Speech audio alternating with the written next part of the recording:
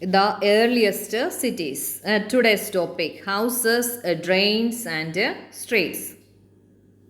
Speciality of Harappan houses. Generally, houses were either one or two stories high, with rooms built around a courtyard. Most houses had a separate bathing area and some had wells to supply water.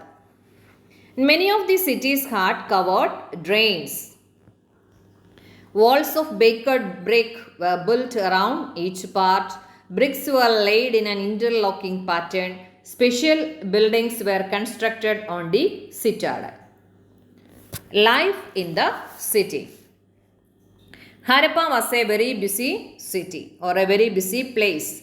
There were people who planned the construction of special buildings in the city. The rulers sent people to distant lands to get metal, precious stones, and other things that they wanted.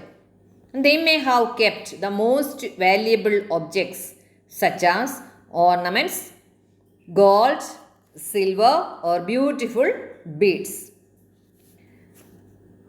And there were scribes. Who were known as scribes? Scribes are people who know how to write, who help to prepare the seal. We can here see in the picture of a seal. Craft persons were there in making all kinds of things. Many terracotta toys have been found. Children must have played with it. Then you please look at that one. Houses in Harappan cities. Houses, drains and streets. Houses were one or two story buildings. Rooms were built around a courtyard. Most houses had a separate bathing area. Some had wells to supply water. Then drains and streets. Cities had covered drains. Drains were connected to streets. Drains were covered. Inspection halls were provided at intervals to clean them.